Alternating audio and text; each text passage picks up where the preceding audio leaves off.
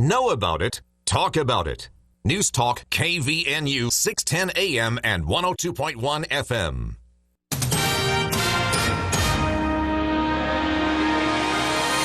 KVNU News Time is 5:05. I'm Bill Walter with this news update brought to you by the Duck Hunter. Law enforcement have arrested a 24-year-old Logan man they claim was sharing child pornography on the internet.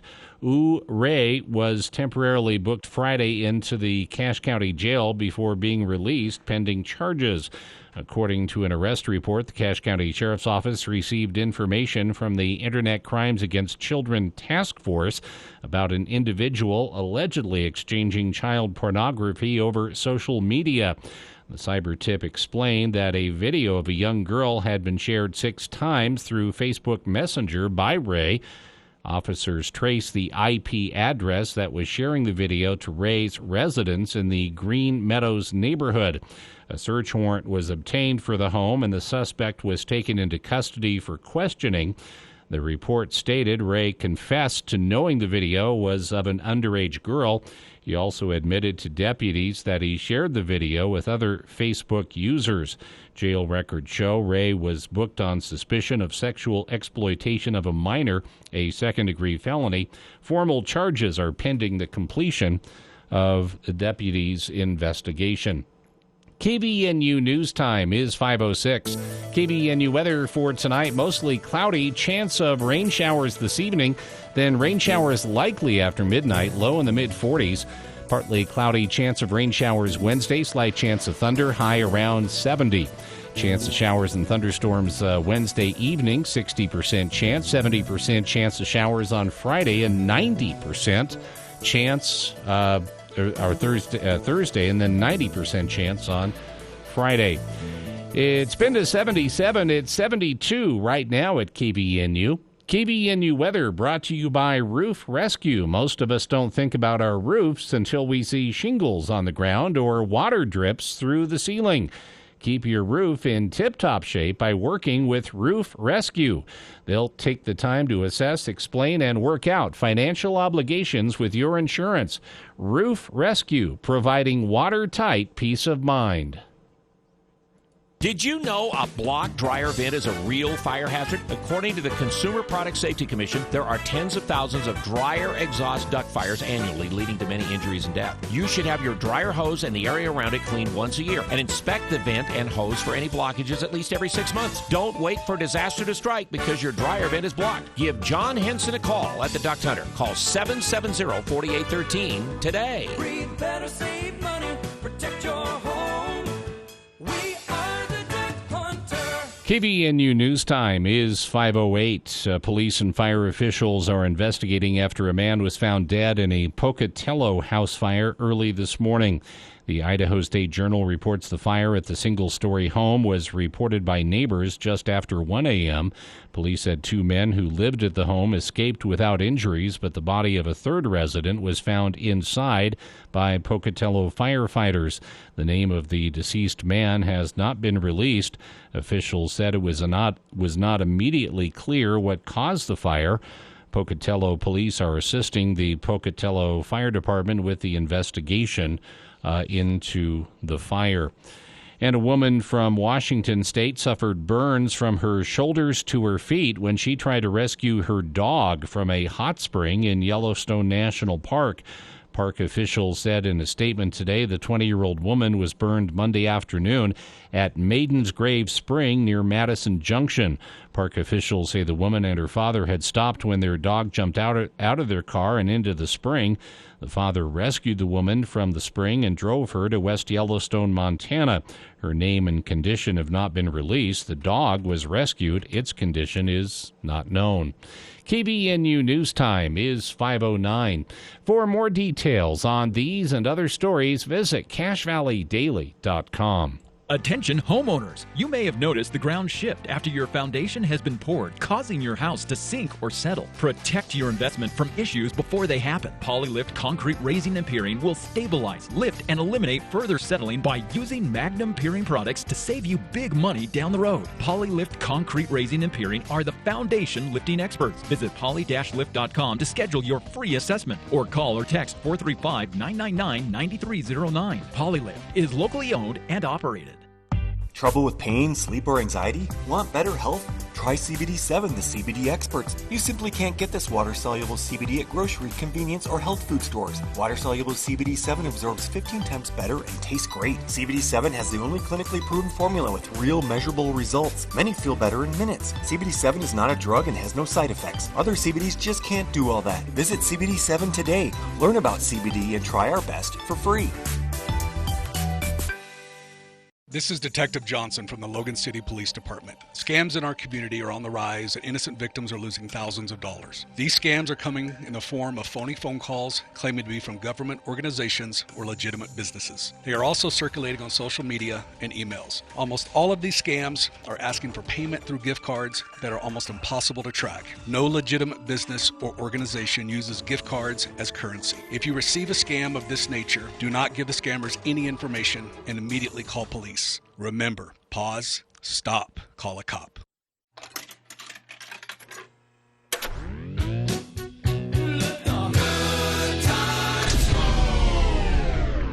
Kids' lives have been put on hold. Getting them thriving again safely starts with protecting them from COVID-19 and dangerous new variants.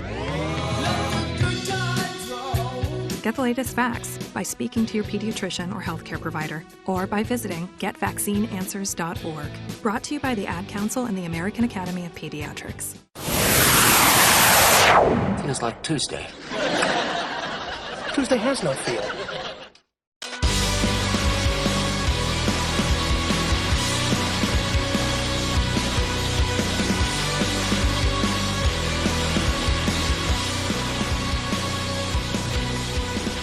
Welcome back to KVN News for the People. New COVID-19 numbers today. Robert Gerke of the Salt Lake Tribune tracking these in a spreadsheet to spot trends, and he's doing some cool visualizations. Bad news, though. It's a small increase per day, but still an increase. After 7 days of downward trend in number of cases reported every 24 hours by the Utah Department of Health, we've now had 7 days of increases, going back up. Small increases, but still headed in the wrong direction. And that's roughly where we sit. The fights over mask mandates in schools and the president's mask mandate continue, and we'll see where all that goes. The group of Utah parents suing the legislature, actually, over their bill that that ironically mandates school districts from to not have mandates, leaves it up to county councils and the legislature, actually. The lawsuit is saying that that decision should be left to the county health departments and the school boards. Those two entities should discuss what is best for each individual school, not the legislature or elected officials at the county level. That lawsuit was sort of paused by a judge who had a technical issue with the lawsuit, and they've now brought that back. That announcement was made today that they're continuing with their lawsuit, saying that the state legislature has overstepped its duties in this, and they might have a case. They'll at least get a hearing, to say the least. That's the latest all around on the COVID-19 front. I've been following this a little bit. I'm going to make myself probably a pariah here in Utah for saying this, but I really couldn't care less if we get the Olympics again. I understand that this is something that the Salt Lake Chamber of Commerce really wants. There's a lot of money in hosting the Olympics. There's a lot of economic activity for the state, a lot of revenue. In fact, I was told once that increased revenue from the Olympics in the early 2000s was ballooning the state coffers, what lawmakers had to spend every year, up until 2006. That's how much economic activity we're talking about. So I'm not opposed. I'm not saying we shouldn't do it. But I personally, I don't know. I just have a hard time getting that excited about it. The reason this is back in the news, though, an announcement was made today that making it official that Utah would bid to bring back the Winter Games to Utah. This is a ways off. This is going to be either 2030 or 2034. And the International Olympic Committee is set to meet next month in November in Switzerland. And this will be the first meeting they've had since bids were requested. And Utah made the bid official. A delegation from what's called the Salt Lake City, Utah Committee for the Games. This is a lot of different people. But a representative will be sent to the U.S. Olympic and Paralympic Committee to include them as well. A delegation, I believe it's 4 people from the Salt Lake City, Utah Committee for the Games, will be traveling to Europe.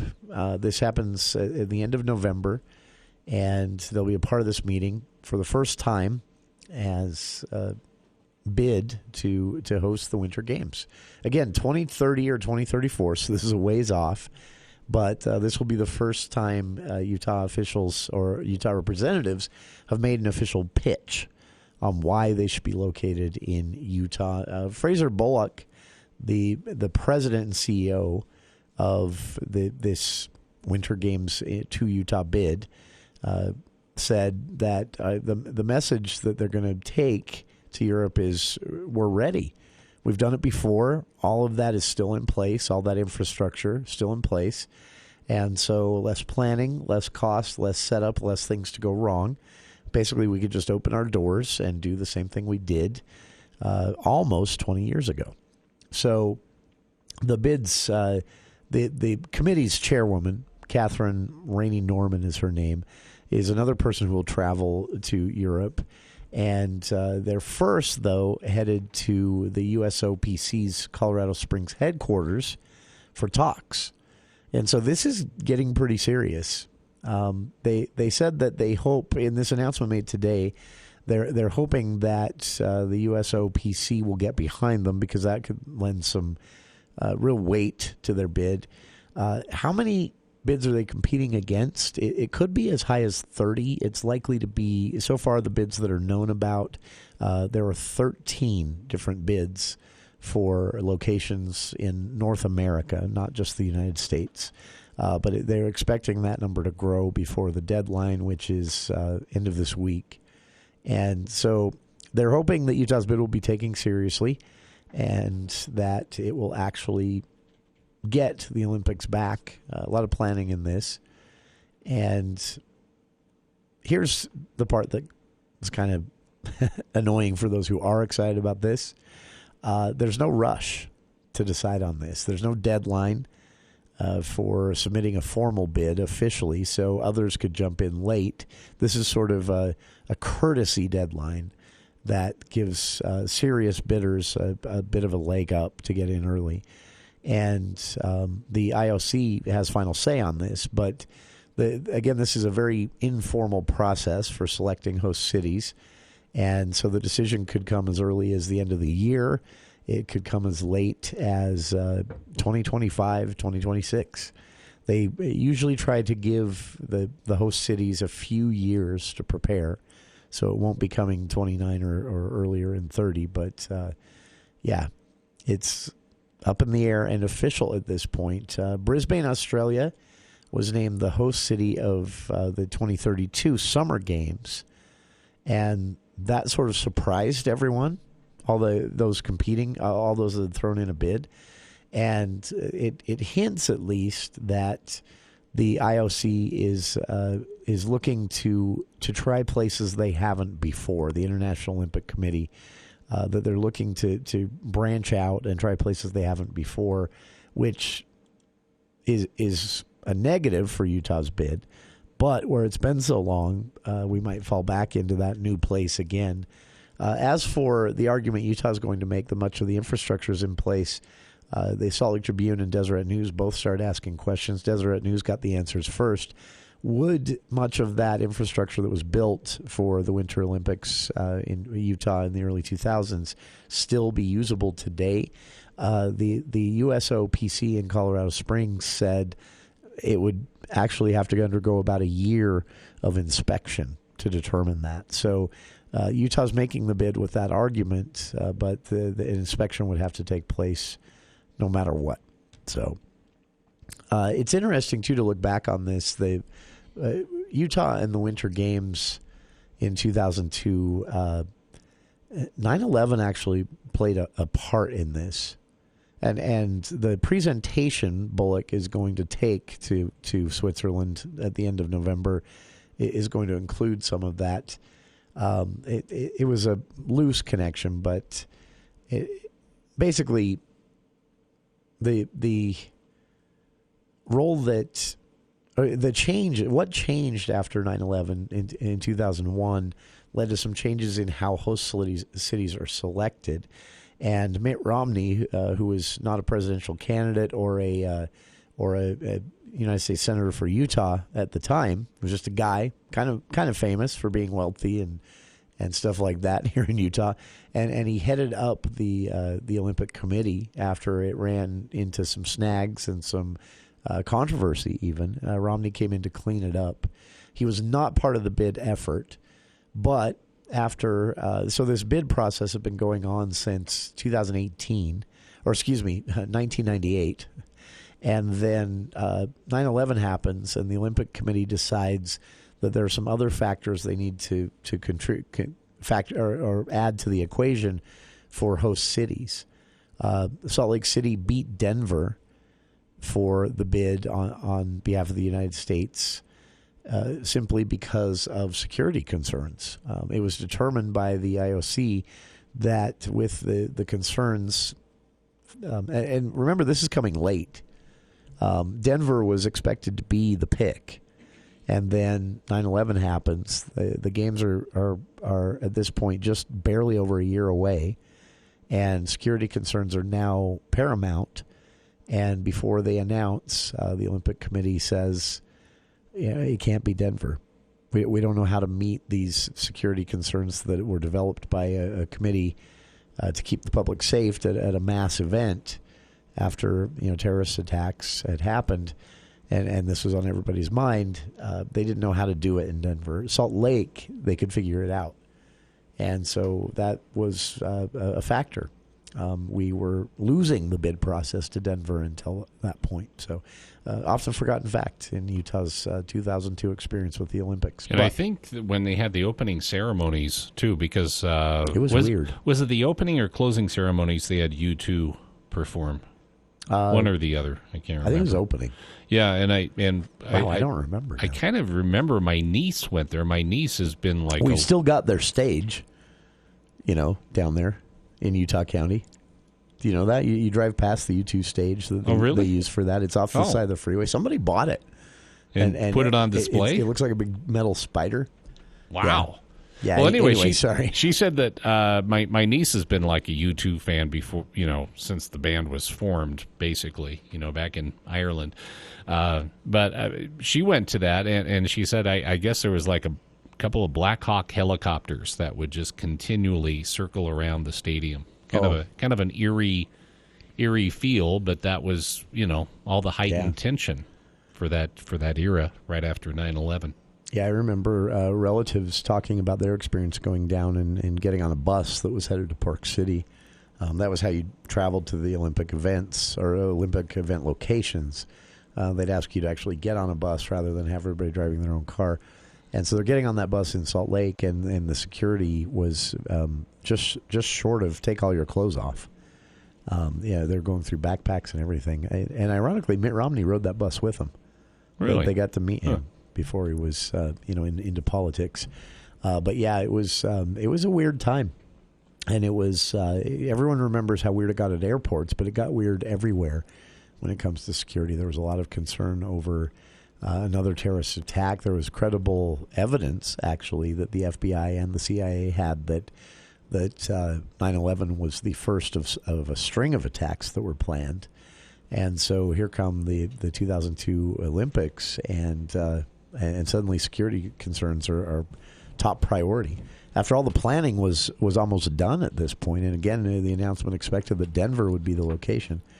And then that wasn't the only reason they chose Utah. Again, we were only losing to Denver. We'd beat everybody else out of that bid process, but Denver was the expected pick, and then they just decided it'd be impossible to secure the event locations in Denver there. So Denver had to wait a bit. Utah got it, and we're bidding for it again. Again, this wouldn't be until 2030 or 2034, but it is official. Committee will head to Switzerland end of November and make a pitch, a presentation for Utah as the location of another Olympic Games. So that announcement made official today. Check it out. I've linked to the Deseret News story on our Facebook page, and we'll be back right after this. NMLS 1817019. Want the lowest mortgage rate? Don't go to a bank or credit union. LendRight Mortgage's rates are often at least 0.25% lower than other lenders. Listen to these Google reviews from very happy clients. Mary, I did my due diligence and compared 3 other companies, and none of them could compete with the rates offered by LendRight Mortgage. David, LendRight had the best rate we could find, and we shopped pretty heavily. Megan, they got me a great interest rate, much lower than competitors. Landon, from start to finish, they were great. Other companies couldn't touch their rates. Ron, on top of the superior service, I also got a 1.75% rate. Wow. This is why we confidently offer a $1,000 lowest rate guarantee. Rates in the ones will soon be gone. Call 801-APPROVE or visit lendrightmortgage.com. Hi, this is Gordon Deal. Wednesday on This Morning, America's First News. If our politics are so polarized, how is it the same party is having such a hard time unifying? We'll examine the internal fight among Democrats, plus survival tips for small businesses that are short on staffers and facing angry customers, and a review on how to tell the difference between the flu and COVID-19, since the flu mostly took last year off. Wednesday on This Morning, America's First News. From 4 to 6 on News Talk KVNU, 610 AM and 102 FM. Your station for news and talk. All right, dads, let's test your knowledge. Ready? What does this sound? Some of the more experienced parents recognize it as the sound a young teenager makes when he's done something he regrets. Listen. Kind of a sad sound, isn't it? But if you recognized it, then you know exactly what to do. Listen, because that's when together you can both figure out how not to make the same mistake again. This message from the Church of Jesus Christ of Latter-day Saints.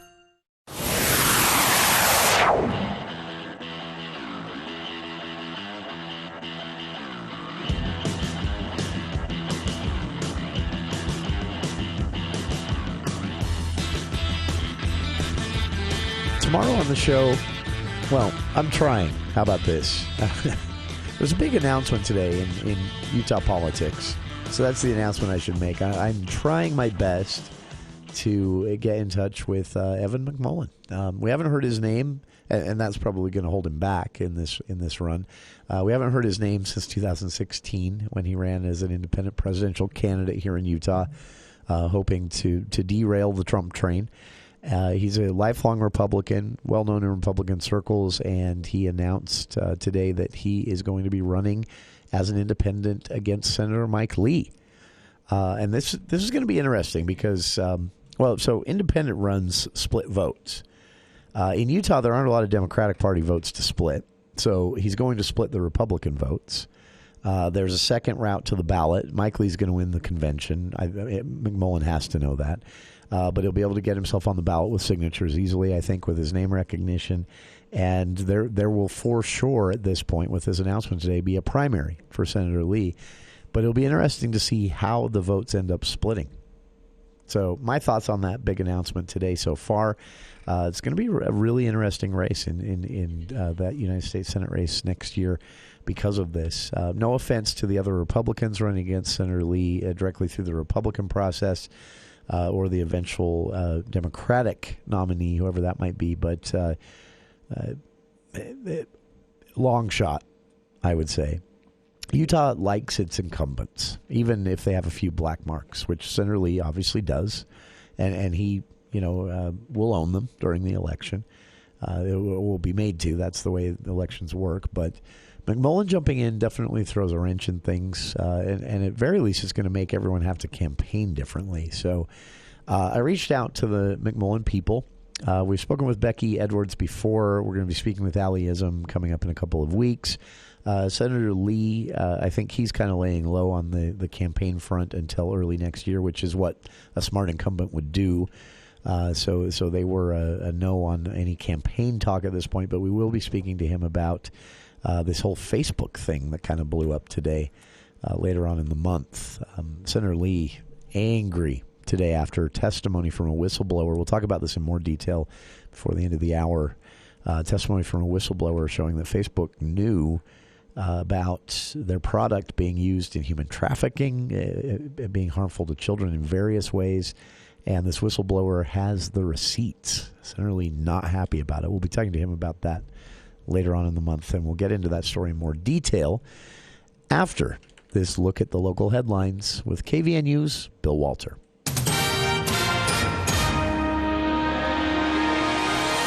Thank you, Jason. KVNU News Time is 5:30. The news is brought to you by Cache Valley Pharmacy. Cache County search and rescue teams were dispatched to the Jardine Juniper Trail to rescue an injured hiker this afternoon. The woman was with a group when she reportedly fell. According to emergency radio traffic, the woman in her mid-70s had hiked 5.4 miles to the famous tree when she became lightheaded and briefly lost consciousness. She fell forward and sustained a deep laceration to her face. Members of the hiking group were able to call 911 and report the accident. SAR teams set up a command center at Wood Camp near the trailhead about 10 miles up Logan Canyon, US 89.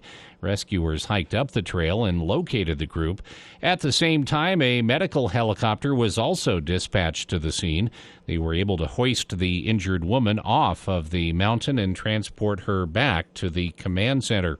Paramedics reported the woman was alert and conscious throughout the rescue operation.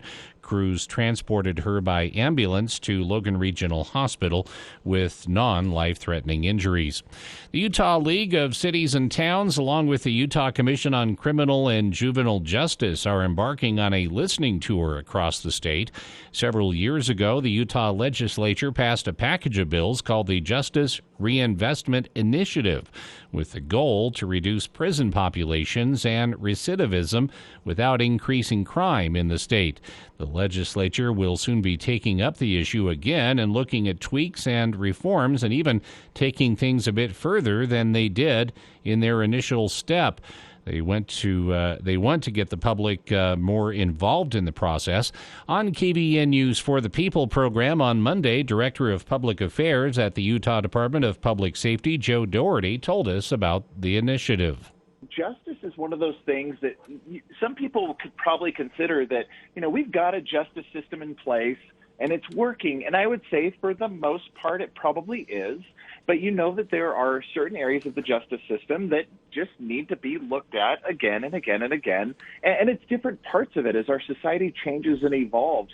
He said it's important for the government that runs the justice system with its courts, law enforcement, and human services to come and talk to the people. And this listening tour will start this week in Cache Valley. We're starting in Hiram, October 7th, from 1 to 4 p.m. at the Hiram Civic Center. Doherty said with this tour, everything will be on the table, how to do right by the victims of crime and also explore how to do the best possible job to help people not succumb to a life of crime. He said individuals can show up or a virtual option will be available for those who will not be able to attend in person. And investigative teams with the West Jordan Police Department are searching for suspects connected to a Monday morning shooting that killed a 17-year-old boy. It happened around 10 a.m. at a home. KUTV reports neighbors reported hearing several gunshots around that time and seeing police teams and ambulances fled the street not long after that. Blake Moyer has lived in the neighborhood for 20 years. He drove by the house before police blocked off the street.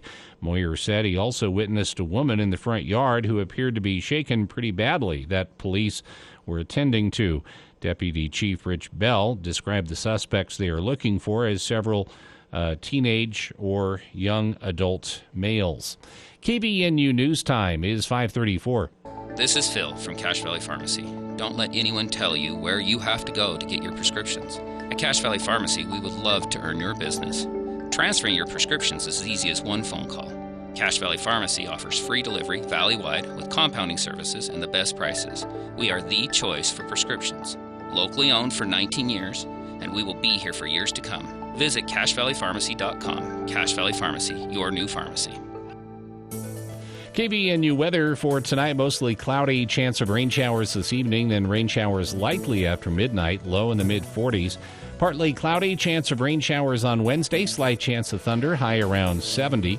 Chance of showers and thunderstorms Wednesday evening, then rain showers likely and a chance of thunderstorms after midnight. Rain showers, 70% chance on Thursday, high temperature in the upper 60s. It's been to 77. It's 71 right now at KBNU.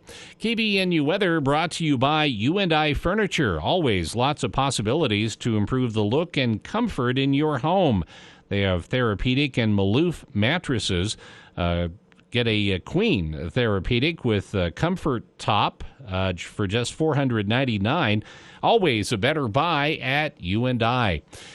For the latest news 24/7, visit CacheValleyDaily.com. Election fraud, biological weapons poisoning, loss of religious liberty. With everything going on in the country, isn't it about time somebody did something? It's time for We the People to act. Join other true conservatives and world-renowned speakers at the We Can Act Liberty Conference in Salt Lake City, sponsored by Lime Justice. Join General Flynn, Katie Hopkins, Senator Borelli, and more at the We Can Act Liberty Conference on October 22nd and 3rd at the Salt Palace. Get your tickets at wecanact.net or text WECAN to 53445. This message paid for by Lime Justice. Bring back what you've been missing. Bring back Cache Valley Hearing and Audiology. Cache Valley Hearing and Audiology is Cache Valley's most trusted name in hearing aid technology. Schedule a free consultation with Dr. Paul Daines by calling 753-HEAR or visit CacheHearing.com. Bring back what you've been missing. Bring back Cache Valley Hearing and Audiology. Even though the weather's grown colder, you still have time to have your fruit trees pruned. Logan Extermination says your trees need to be trimmed back in order to achieve success next year. And this is the first step to a bountiful harvest. However, you could do more bad than good if you don't know what you're doing. Save the headache and call Logan Extermination today and get a jump on tree pruning. Prices will vary depending on your needs. Logan Extermination, 752-8450.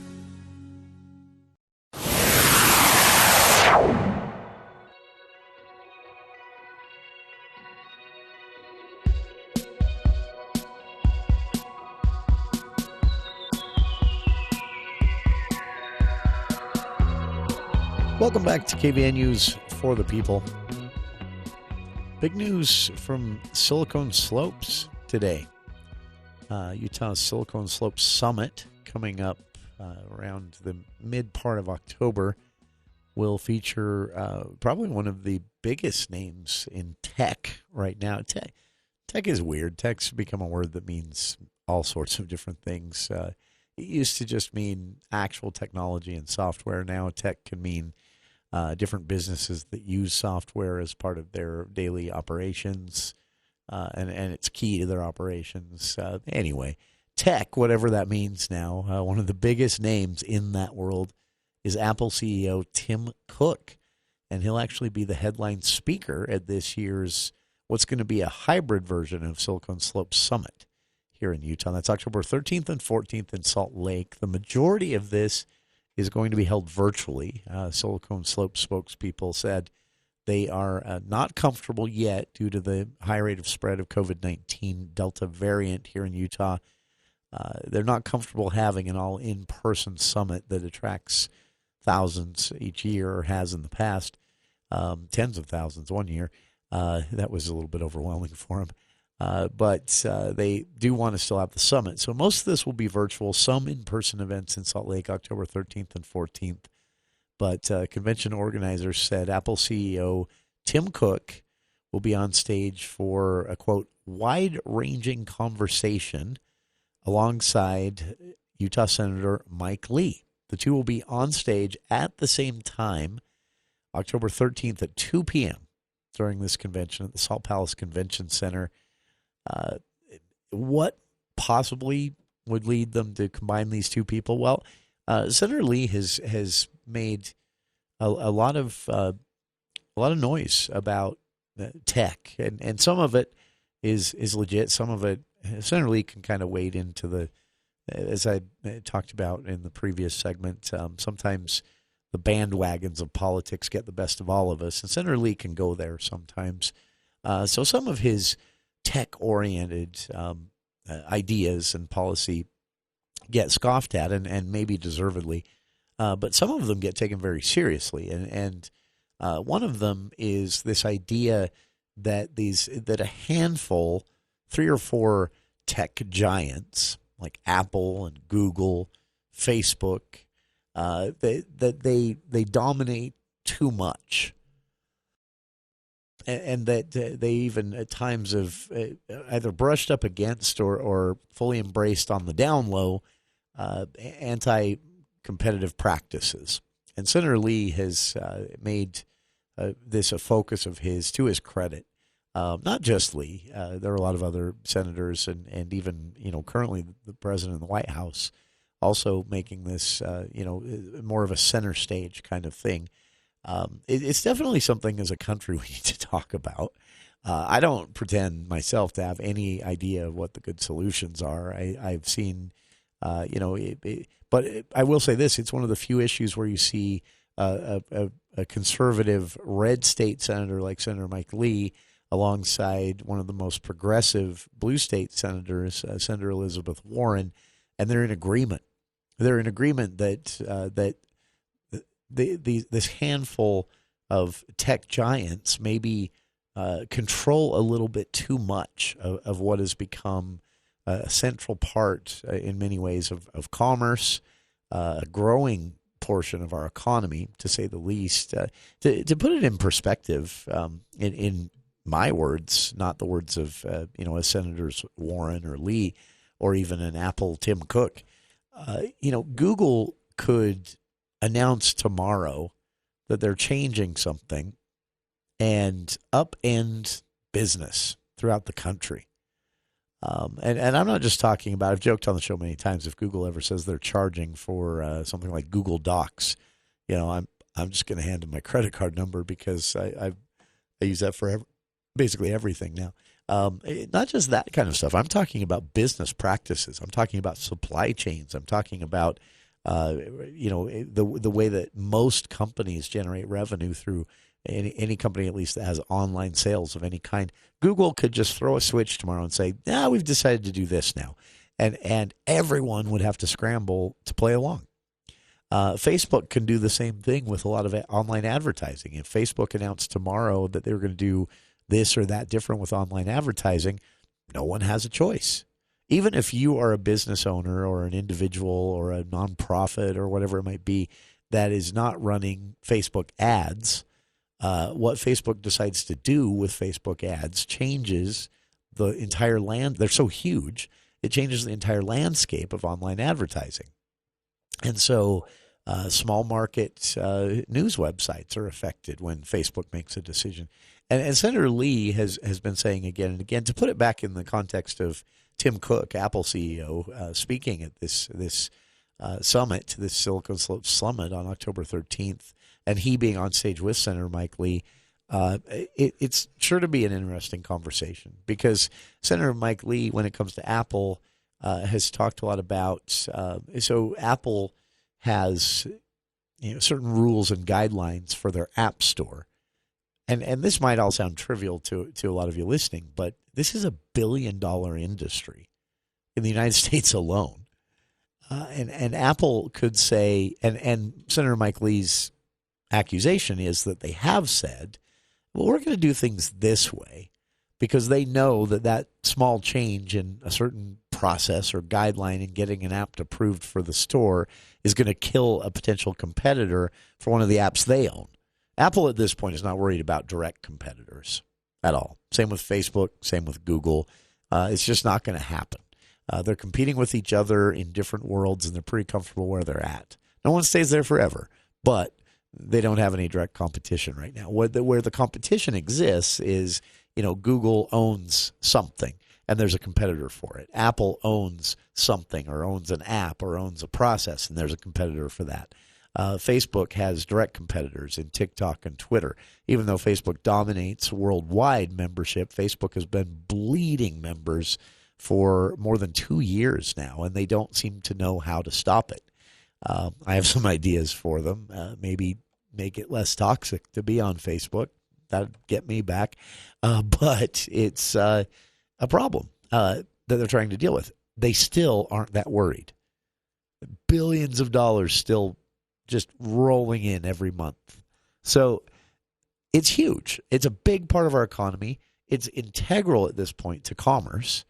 All of these companies, in one way or another, Google through the Android smartphone app or operating system is the only direct competitor to Apple and the iPhone. Those two compete with each other. No one else is competing with them, really. Others are making phones, but no one's really competing directly. So Senator Lee's accusation is that Google and Apple and Facebook and companies like that have so much power that they can just change a tiny little thing in the process for, say, getting an app approved on their app store, or how much of a cut they take out of the profits of an app for having it on their app store. And they could intentionally, though in a way that looks subtle, kill a competitor. And Senator Lee is arguing that there need to be rules in place, regulations in place that stop them from being able to do that. And again, this is one of the only times you'll see conservative Senator Mike Lee and progressive Senator Elizabeth Warren in total agreement. They have differing opinions on how to go about this. Senator Warren thinks that there needs to be more of a direct breakup of certain large companies so that they don't have the market power they have to control things with a single decision, to control an entire country's economy with a single decision. And if you think we're not there or close to there, I'll post some links on our Facebook page where you can see the connection to almost every part of commerce now, from the local level to the national stage, at one point runs through either something owned by or a product directly made by one of these four big companies. And it's unavoidable.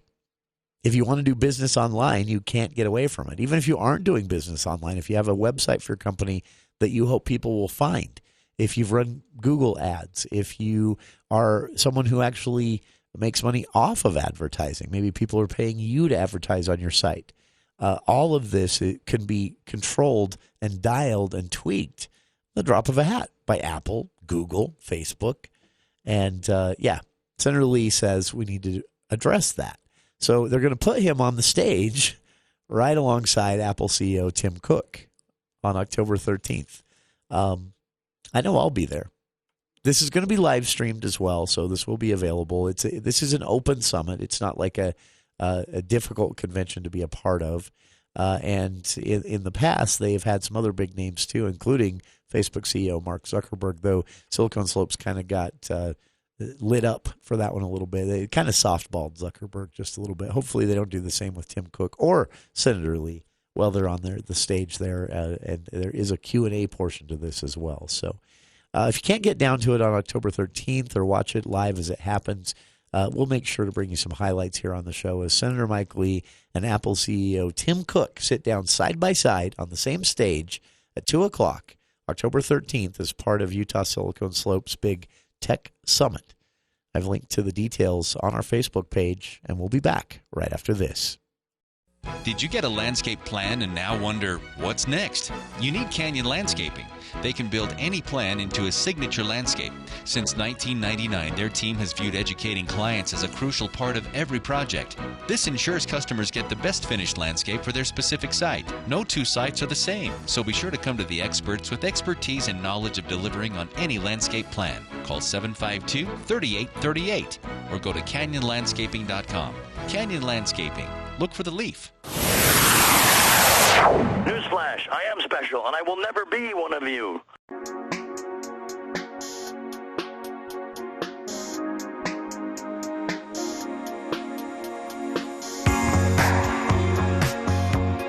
Welcome back to KVN News for the People.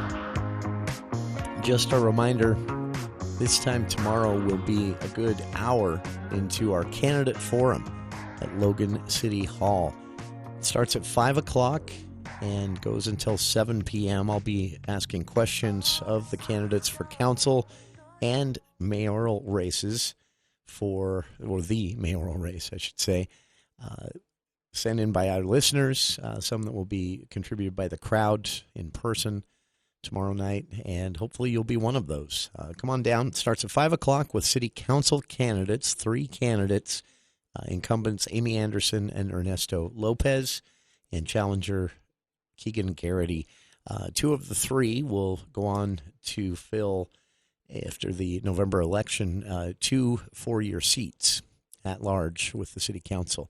At 6 o'clock, hour 2 of the event tomorrow night, and hour 3 of our show, we'll be broadcasting all of this live here on KVNU, AM 610 and 102.1 FM, also streaming online at kvnutalk.com. The city will have the City Council YouTube channel running as well if you'd like to watch along and can't make it in person. At 6 o'clock, hour 2 of the event, hour 3 of our show tomorrow night, we will ask questions of the mayoral candidates, incumbent mayor of Logan City, Holly Danes, and challenger D. Jones. So some amazing questions sent in that we'll be asking. Thanks to our listeners who have done so. Still time for you to do so. kvnuftp@gmail.com is our email address for the show, and we'd be glad to include your questions and do our best to make sure all questions are asked tomorrow night. Again, 5 to 7 p.m. at Logan City Hall. Come on down in person. Listen here on our airwaves. Watch on the city's YouTube channel. A lot of different ways you can be a part of this. And 3 hours for the people, thanks to this event tomorrow night. We'll have a traditional For the People hour 4 to 5, and then 5 to 7, 2 hours of a Logan City candidate forum. So be sure to tune in and stay tuned tomorrow afternoon. Last story of the day I wanted to get to. I joke about this a lot on the show, but it's really not a joke, I guess. My relationship with Facebook is complicated. I was never a huge fan. I didn't get it. I get Instagram, which Facebook owns. It's basically Facebook. But I get Twitter. I get Snapchat, and I love Snap, actually. And even TikTok. I've seen why people would enjoy these social media platforms. Facebook, I didn't get. I never did. So it wasn't hard for me to stop using it. I still have my account. I haven't deleted it. But a couple of years ago, about 3 years ago, I saw the film The Great Hack at the film festival in Park City. It's since made its way to Netflix, if you'd like to see that. It details basically the first time we had solid evidence that Facebook was not being careful with all of our data.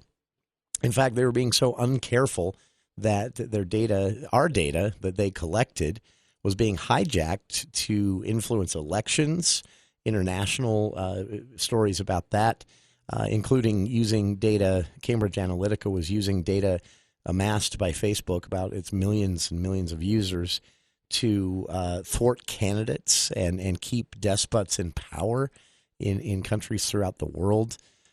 It was a real black mark for Facebook, and it's just been bad story after bad story since for 3 years. The thing with Facebook, though, it's huge. Billions of users at this point, and it's not going anywhere. Congress is here in the United States. Congress is trying to get a handle on this. Senator Mike Lee, Senator Elizabeth Warren are two great examples of two senators on polar opposite ideological spectrums, but kind of in the same place when it comes to these big tech companies and some of their irresponsible behavior with our data, some of the risks they pose when it comes to our elections and the spread of misinformation, which we saw in 2016 and 2020. We're seeing it now with the vaccines as well. There's still a lot of garbage about vaccines you can find on Facebook, and I still hear people all the time say, "Well, my doctor said I should get the vaccine, but I read so and so on Facebook." It's I don't know. I'm not sympathetic to those who want to see it just go away. I think Facebook actually does offer a lot of good. It connects people. I know a lot of older individuals who stay plugged in with their grandkids living in another state through Facebook. That's not a trivial thing. That's something that improves the quality of life of a lot of people, something that simple. It's also been used, Facebook, in public emergencies and natural disasters. Facebook has been a tool for communication. Facebook groups bring people together for a common cause. Fundraising on Facebook for nonprofits is huge. The Facebook marketplace has basically taken over the online classifieds world. And if you need to sell something, that's one of the quickest ways to. So there's a lot of good, but I feel better punishing them a little bit. I still have my account. I've uninstalled all the apps from my phone except Instagram, so they still get my data through Instagram. But I don't keep Facebook or Facebook Messenger or Facebook Pages on my phone anymore. I only log in from a computer, usually to communicate with lawmakers ahead of the show or something like that. And I don't post. I haven't posted for years, anything. So I like the occasional thing. I share stuff on the For the People Facebook page, but personally, I don't use it. Today in Congress, a former Facebook data scientist told Congress during testimony this morning that the social network giant's products, quote, harm children and fuel polarization in the United States, while the executives refuse to make changes because this is all very profitable. Frances Haugen was the name of this data scientist, and she testified before the Senate Commerce Subcommittee on Consumer Protection today. She's accusing the company of being aware of some of these harms, especially to teens from Instagram, abusive behavior, evidence, research showing that Instagram can actually contribute to depression and even thoughts of suicide because of how the algorithm works and what it shows people and how easy it is to be ignored on Instagram with the algorithm. She said the executives are aware of this all the way to the top and that they're being very dishonest in their public fight against hate speech and misinformation being spread on Facebook. They're putting on the right face publicly, but not really doing anything about it internally. Haugen came forward voluntarily and was asked to testify today, and she brought a wide-ranging condemnation of Facebook. Tens of thousands of pages, she said, of internal research documents that she secretly copied before leaving her job in the company's civil integrity unit, they call it. And she had filed complaints with the federal authorities alleging that Facebook's own research shows that it's harming teens and children and may even be playing a part in human trafficking internationally. She said the documents show that Facebook contributed to violent political unrest in countries in Africa and the Middle East, and that the company knows it and has spent more effort trying to hide this than do anything about it. Haugen said she's speaking out because her belief is that Facebook's products harm children, stoke division, and weaken democracy. She said the company's leadership knows how to make Facebook and Instagram safer, but they won't make the necessary changes because they've put their astronomical profits before people. And she said Congress needs to take action. The big question is, though, what action? I mean, this is the question every time. What do you do? What does Facebook do? What does Congress do? It's a platform. It's a social media platform. It's a private company. They can do what they want, and until people start bailing en masse, they're probably not going to be, inspired to change anything. Congress is limited in what they can regulate when it comes to this type of stuff as well, unless they can show that it is contributing directly to something like human trafficking and that executives are ignoring that, there's not much Congress can do. But really interesting testimony. 2.8 billion users worldwide. And Haugen said today the executives know that Facebook, their own product, is dangerous. Check it out. I've posted a link to audio and text of her testimony, courtesy of the Washington Post, on our Facebook page. And again, tomorrow at this time, we'll be broadcasting live from Logan City Hall in a 2-hour candidate forum, 5 to 7 p.m. tomorrow night on our airwaves and in person at City Hall. Dave Ramsey is next here on KVNU Logan.